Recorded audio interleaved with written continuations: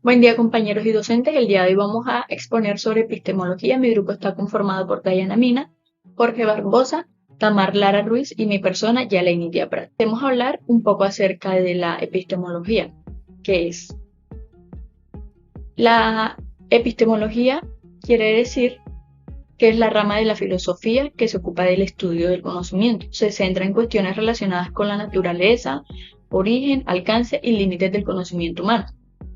En términos lógicos, la epistemología busca analizar cómo justificamos nuestras propias creencias, cómo distinguimos entre creencias verdaderas y falsas y cómo adquirimos y procesamos información para llegar a conclusiones racionales. En resumen, creería que es la capacidad que se encarga de examinar cómo sabemos lo que sabemos y cómo llegamos a conocer la realidad. Ya que hablamos un poco acerca sobre qué es la epistemología, vamos a hablar de la teoría del conocimiento en el contexto de la epistemología.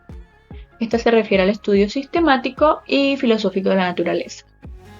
Esta rama de la filosofía se centra en preguntas fundamentales como qué es el conocimiento, cómo se adquiere el conocimiento, cuál es la naturaleza, la verdad y la creencia, cuáles son sus criterios para justificar nuestras creencias, cómo se relaciona la percepción, la experiencia, la razón, cuáles son los obstáculos o problemas que pueden surgir en la búsqueda del conocimiento. Algunas preguntas como estas, ya que la teoría del conocimiento busca analizar y comprender los procesos cognitivos, o sea, la confiabilidad de nuestras creencias y cómo podemos llegar a distinguir entre conocimiento válido y entre distintas opiniones. Hay que tener algo en cuenta y es que la palabra epistemología tiene su origen en el griego antiguo, es una unión de términos. Por ejemplo, episteme significa conocimiento o ciencia y logía significa estudio, razón o discurso lógico. Les quiero dar a conocer un poco acerca de la reseña histórica de la epistemología. Estaba desde el siglo XVIII hasta el siglo XX. Por lo menos durante el siglo XVIII la epistemología estuvo influenciada por la Ilustración, por un movimiento intelectual que enfatizaba la razón y la ciencia. Filósofos como Immanuel Kant desempeñaban un papel fundamental al explorar la naturaleza del conocimiento y también al proponer conceptos como la crítica, la distinción entre el conocimiento a priori y posteriori. Hago un paréntesis para explicarles que según Kant, el conocimiento a priori son los conocimientos independientes de la experiencia, mientras que el conocimiento a posteriori se da empírico con base a la experiencia. Kant también presentó su crítica de la razón pura, donde exploró la relación entre la mente y el mundo. En el siglo XIX, al llegar la crisis de las ciencias, hubo formas de interpretación sobre los fundamentos de las ciencias, especialmente en las matemáticas. Sin embargo, poco antes de la Guerra Mundial, nace una constitución lógica moderna que da rienda a enfoques con el rigor adecuado. Y es por esto que hubo un surgimiento de filósofos empiristas como John Stuart y filósofos idealistas como George Wilhelm, Friedrich Ruisch, quienes aportaron a la epistemología desde diferentes perspectivas. Se debatió la cuestión de la percepción y cómo llegaron a ese conocimiento. La epistemología también se entrelazó con la filosofía de la ciencia y la lógica, especialmente a través del trabajo de figuras como Shakespeare y Gottlob Frege. El siglo XX fue testigo de un auge en la epistemología analítica. Estuvo influenciado por figuras como Bertrand Russell y Ludwig. Se abordaron cuestiones como la naturaleza del lenguaje, la relación entre el lenguaje, el pensamiento en la adquisición del conocimiento. Hubo filósofos de la ciencia como Karl Popper que desarrollaron ideas sobre la falsabilidad y la demarcación entre ciencia y pseudociencia. También la epistemología social y la epistemología feminista surgieron, destacando cuestiones de perspectiva y contexto en la producción del conocimiento. Desde entonces, el Círculo de Viena constituyó un enfoque moderno de la epistemología y han surgido diversos planteamientos del lenguaje. Tenemos la reseña clásica de la epistemología.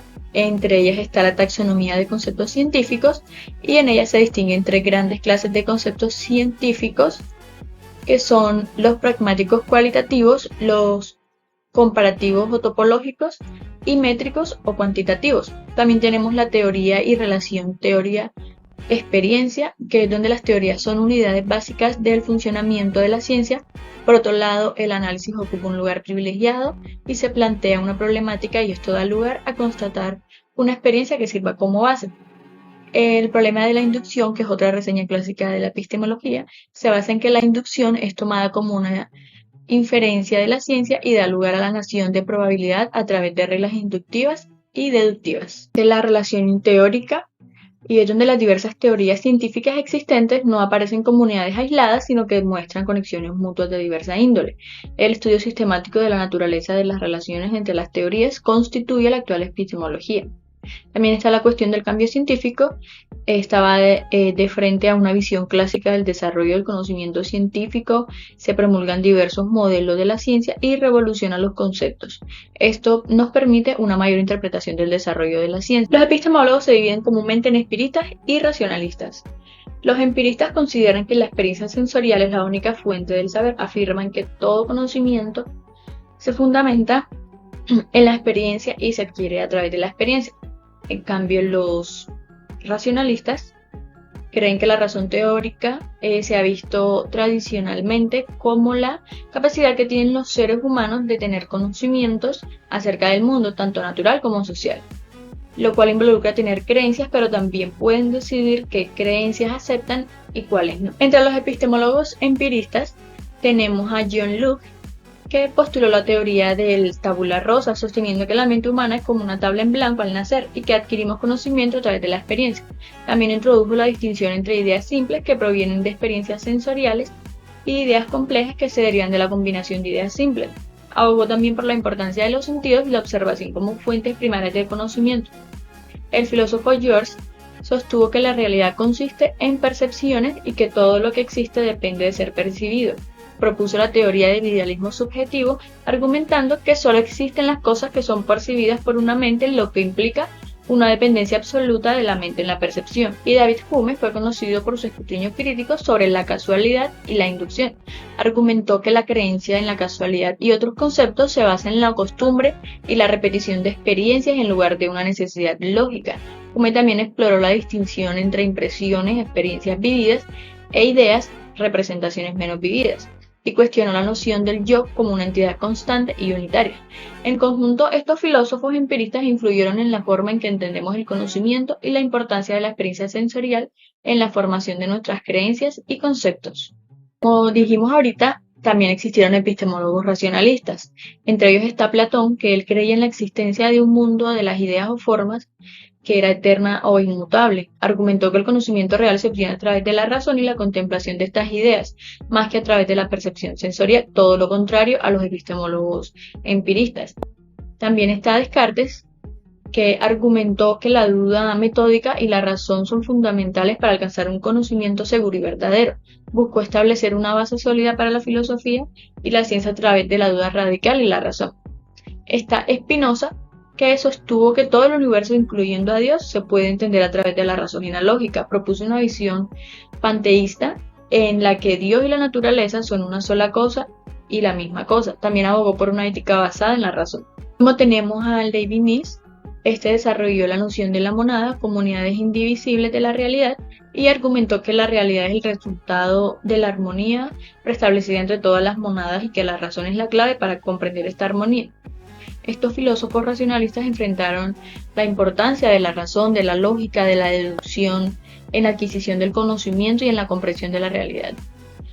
Sus enfoques son diferentes a los de los filósofos empiristas, ya que ellos se basaron en la experiencia sensorial como fuente principal del conocimiento. Bueno, chicos, esta fue una breve explicación sobre todo lo que aportaron los filósofos empiristas y racionalistas, y a continuación los dejo con mi compañera Tamar Lara Ruiz, que hablará sobre la ciencia social, el conocimiento espontáneo y el sentido común. Hola, mi nombre es Tamar Lara Ruiz y le vengo a hablar sobre la ciencia social, el conocimiento espontáneo y el sentido común, lo cual se relacionan con la forma en que las personas adquieren y utilizan el conocimiento en el ámbito de las ciencias sociales, y aquí les daré una breve explicación de cada una. Hablamos de ciencia social. La ciencia social se refiere a que es un conjunto de disciplinas académicas que se enfocan en un estudio sistemático a la sociedad y al comportamiento humano. Esto incluye áreas como la sociología, la psicología, la antropología, la economía y la ciencia política, entre otras. La ciencia social implica la explicación de métodos y enfoques científicos para entender y explicar fenómenos sociales y humanos. Los científicos sociales utilizan investigaciones empíricas datos cuantitativos y cualitativos, teorías y marcos de conceptuales para analizar cuestiones sociales y comprender mejor cómo funcionan las sociales y las interacciones humanas. Por otra parte, también tenemos el conocimiento espontáneo. ¿Qué es el conocimiento espontáneo? Es el que se refiere al conocimiento de las personas que adquieren de manera natural a lo largo de su vida cotidiana, sin un proceso de investigación científico o una formación formal en el que se disciplina este conocimiento. Se basa en la experiencia personal, la observación, la interacción social y la información transmitida por la cultura y la tradición. A menudo el conocimiento espontáneo se desarrolla de manera intuitiva y no puede ser necesariamente preciso o científicamente fundamentado. Por otro lado, tenemos el sentido común. ¿Qué es el sentido común?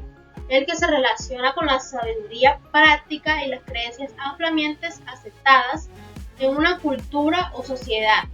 Es el conjunto de creencias y principios que las personas utilizan para tomar decisiones en situaciones cotidianas.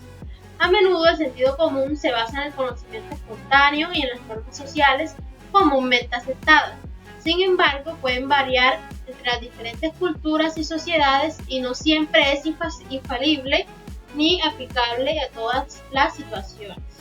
En este apartado también conseguimos las interpretaciones históricas del conocimiento científico, que son cruciales para comprender cómo ha evolucionado la ciencia a lo largo de la historia y cómo se ha llegado al conocimiento científico actual. Estas interpretaciones se han desarrollado a lo largo del tiempo y se pueden dividir en varias perspectivas o enfoques, como perspectiva lineal o acumulativa. Esta interpretación sugiere el conocimiento científico que avanza de manera lineal y acumulativa. Según este enfoque, cada generación de científicos construye sobre los logros y descubrimientos de sus predecesores, a lo que resulta en el proceso constante de la comprensión de la naturaleza. Esta visión a menudo se asocia a la imagen o la ciencia como un proceso adjetivo o neutral en el que el conocimiento científico se acumula de manera constante y acumulativa. Tenemos también las revoluciones científicas, que es la perspectiva de las revoluciones científicas desarrollada por Thomas Kuhn. Refiere que el conocimiento científico avanza a través de periodos de estabilidad, o sea, ciencia normal, intercalados con revoluciones en las que se producen cambios fundamentales en las teorías científicas. Por otro lado, tenemos la historia de la ciencia como construcción social. Esta perspectiva, promovida por autores como Michel Foucault, sostiene que el conocimiento científico no es simplemente un reflejo objetivo de la realidad, sino que está influido por los factores sociales, políticos y culturales. La historia de la ciencia se ve como una construcción social en la que los valores y las estructuras de poder influyen con la forma en que se generan y se acepta el conocimiento científico. Por otro lado, tenemos el contexto y la contingencia, que algunos historiadores de la ciencia argumentan que el conocimiento científico es altamente contingente y depende de contextos históricos y culturas en las que él se desarrolla. Los descubrimientos científicos no son inevitables, sino que podrían haber tomado caminos diferentes en situaciones distintas. Esta perspectiva resalta la importancia del contexto y la producción y la aceptación del conocimiento científico. Por otro lado, tenemos la perspectiva multicultural, que se refiere a la ciencia que no es monolítica y que es diferente a las culturas y tradiciones que han contribuido al conocimiento científico a lo largo de la historia. Esta perspectiva busca descartar la diversidad y enfoques de perspectivas en la ciencia y reconoce que no todas las contribuciones ciencias han sido igualmente valoradas. En este apartado encontramos también la problemática epistemológica a través de la historia. Encontramos dos partes. Primera parte, antes del siglo XX. El problema de la inducción. Uno de los desafíos más antiguos de la epistemología se remonta a los filósofos como Platón y Aristóteles. Es el problema de la inducción. ¿Cómo podemos justificar que una afirmación general basada en observaciones particulares es verdadera? Este problema se llevó a las reflexiones sobre la naturaleza de la evidencia empírica y la necesidad de inferencias inductivas en la ciencia. Las universales y la abstracción. La discusión sobre las universales y la abstracción involucró la pregunta de si los conceptos generales son entidades reales o solo son construcciones de la mente. Esta cuestión tenía implicaciones importantes para la epistemología, ya que estaba vinculada o cómo adquirimos conocimientos o cómo se relaciona el pensamiento con la realidad. La problemática durante el siglo XX fue testigo de un profundo desarrollo en la epistemología, con una serie de nuevas problemáticas y enfoques que influyen significativamente en la filosofía de la ciencia y la teoría del conocimiento. Tenemos el problema de justificación, una cuestión fundamental en la epistemología del siglo XX. Fue la justificación del conocimiento. Los filósofos se preguntaron cómo se justificaron nuestras creencias y cómo se determina si una afirmación es un conocimiento genuino. Esto se llevó al desarrollo de las teorías de la justificación, como el funcionalismo y el coherismo y el contextualismo. Por otro lado, también tenemos el problema de la creencia, que son los filósofos que se preguntaron qué se hace en una creencia del conocimiento. Esto se produjo a la formación de teorías de las creencias, como las teorías de las creencias verdaderas justificadas de Heinstein. Por otro lado, tenemos el problema de la creencia. Los filósofos se preguntaron cómo se hace que una creencia sea conocimiento. Esto se produjo a la formación de teorías de la creencia, como la teoría de la creencia verdadera justificada de Heinstein, que desafió las conceptualizaciones tradicionales que lo constituye el conocimiento. Espero que se encuentren muy bien. El día de hoy hablaremos sobre el Cazadores de la Verdad. Iniciamos diciendo que la búsqueda del significado de la vida ha sido una constante en la historia de la humanidad, pues a lo largo de los siglos diferentes épocas han presentado distintas formas de búsqueda, cada uno con su propio enfoque y desafíos peculiares, ¿verdad? En la cultura occidental podemos identificar al menos 3 grandes épocas de búsqueda. La era de los profetas y filósofos, la época de la búsqueda comunal y el desarrollo de la civilización y la era de las ciencias sociales. En la primera época, los profetas y filósofos individualmente se embarcaron en la búsqueda de respuestas sobre el propósito y el significado de la vida, ya sea a través de la inspiración divina o de la razón interna. Estos buscadores se esforzaron para descubrir el mensaje de Dios o la verdad fundamental que guiaría sus vidas. Esta búsqueda individual y heroica se basaba en la creencia de que el propósito se encontraba en una dirección definida, ya sea en la obediencia a los mandamientos divinos o en la búsqueda de la sabiduría filosófica. Sin embargo, a medida que la civilización avanzaba, surgió la necesidad de una búsqueda más comunal y colectiva. Ahí fue donde surgió la época de la búsqueda comunal. Se centró realmente en el desarrollo de la civilización y el progreso de la sociedad. Aquí, el propósito se encontraba en la construcción de una comunidad justa y libre, basada en principios liberales y en la búsqueda de un bien común, implicando la colaboración y el esfuerzo conjunto de las personas para alcanzar un objetivo compartido. Más recientemente, la era de las ciencias sociales ha llevado a la búsqueda del propósito a un nivel más científico y analítico. En esta época se buscaba comprender y explicar el comportamiento humano a través de causas y leyes, y se exploraba el papel de las fuerzas históricas en la formación de la sociedad.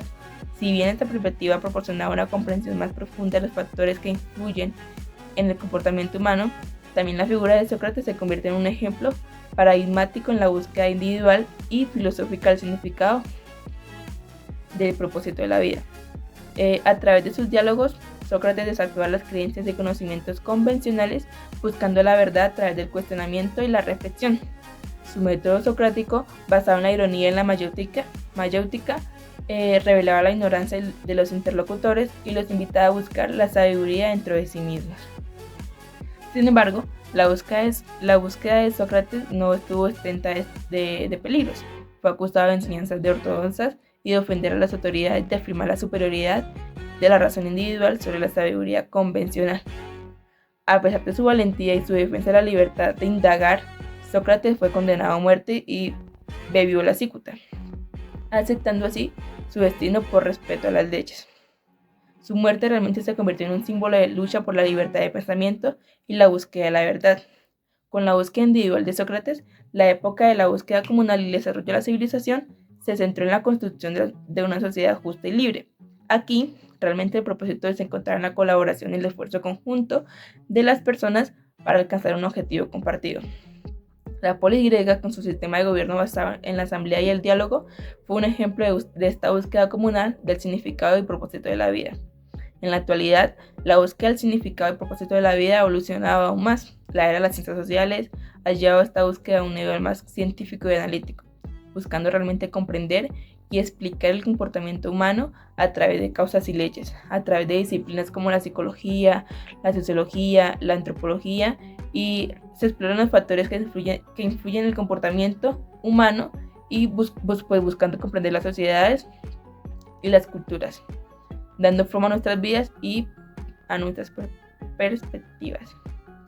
Bueno, en conclusión, la búsqueda del significado y propósito de la vida ha sido una constante en la historia de la humanidad, desde los profetas y filósofos individuales hasta las comunidades de la civilización. Los seres humanos han buscado respuestas y sentido en su existencia, ya sea a través de la reflexión filosófica o la colaboración comunal o también el análisis científico. En esta búsqueda del significado y propósito de la vida, que fue un viaje continuo que nos invita a explorar y comprender nuestra propia existencia y el mundo que actualmente nos rodea. Hola compañeros, ¿cómo están? En el día de hoy les vengo a hablar sobre qué aportaron los diferentes filósofos a la epistemología. Así que empecemos. Empezamos hablando de Sócrates, el influyente filósofo griego que dejó una huella significativa en el campo de la epistemología. Hizo varias contribuciones clave y una de sus más reconocidas es su método de mayéutica, que se basaba en la formulación de preguntas y respuestas en diálogos filosóficos. Este se convirtió en una herramienta esencial para estimular el pensamiento crítico y la autorreflexión. A través de este enfoque, Sócrates ayudaba a las personas a examinar sus creencias y conocimientos, y a menudo exponía las contradicciones en sus ideas, alentándonos a cuestionar y revisar nuestras propias creencias. Un aspecto muy fundamental de la filosofía socrática era su énfasis en la autocreencia y la ignorancia. Sócrates argumentaba que la verdadera sabiduría comenzaba con el conocimiento de la propia ignorancia y creía que la humildad intelectual y la voluntad de adquirir lo que no se sabe eran esenciales para la búsqueda del conocimiento genuino. Este énfasis en autorreflexión y conocimiento de la propia ignorancia ha tenido un impacto duradero en la forma en que entendemos la adquisición y la valoración del conocimiento. Bueno, por este apartado encontramos a Platón, que es uno de los filósofos más influyentes de la antigua Grecia, el cual realizó notables contribuciones a la epistemología. Una de ellas es la teoría de las ideas y la forma.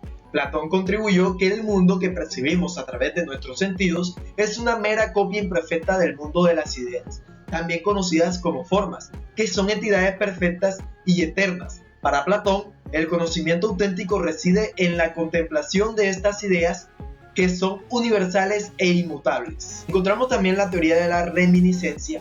Platón argumentó que todo conocimiento es en realidad un recuerdo de lo que el alma ya sabía antes de nacer. Según esta teoría, el proceso de aprendizaje implica recordar el conocimiento en el que el alma poseía en el mundo de las ideas antes de su encarnación en el cuerpo. Por otro lado, encontramos el método del diálogo.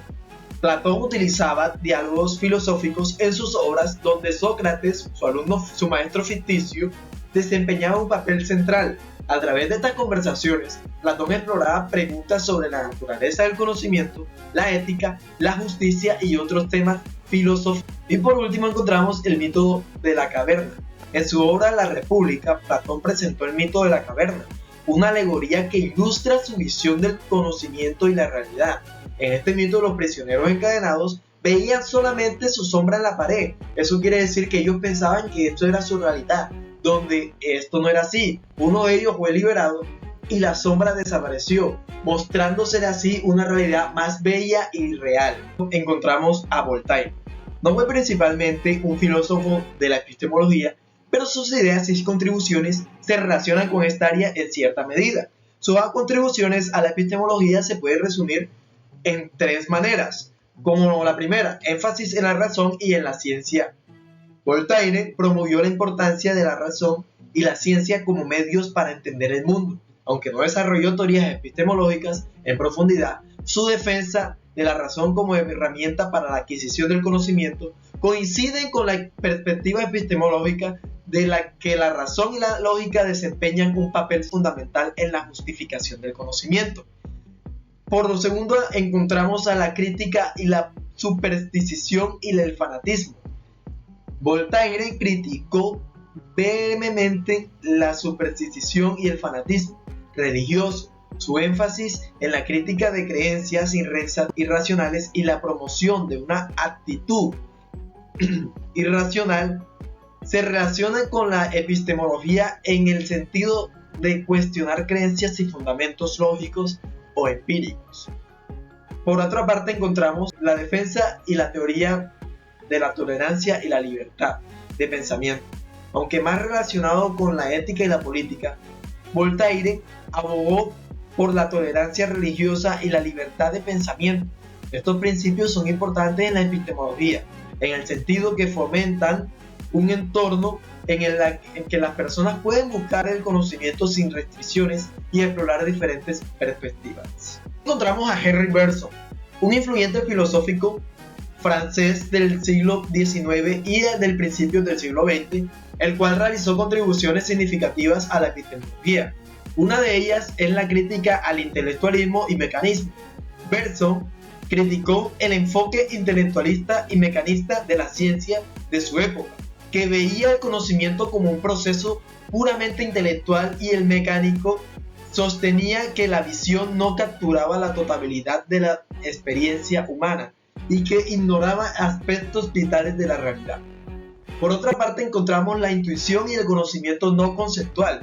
Uno de estos es muy importante, ya que Bergson argumentó que la intuición, en lugar de mera conceptualización intelectual, es fundamental para comprender la realidad en su totalidad. Este sostenía que la intuición proporciona una forma de conocimiento directo y experimental, que abarca lo que él llamaba duración o tiempo vivido. Por otra parte, encontramos la elan vital. Bergson introdujo el conocimiento de elan vital, que se refiere a una fuerza vital creativa que anima la evolución y el desarrollo de la vida. Este concepto influyó en la forma que se percibe el proceso del conocimiento y la evolución. Y por último, encontramos la intuición filosófica. Bergson argumentó que la filosofía debería basarse en la intuición filosófica de conocimiento no conceptual, permite una comprensión más profunda de la realidad. Esta intuición filosófica es una herramienta importante para lograr y explorar cuestiones epistemológicas y ontológicas. Concluyendo este trabajo, encontramos ciertas preguntas como lo vemos aquí.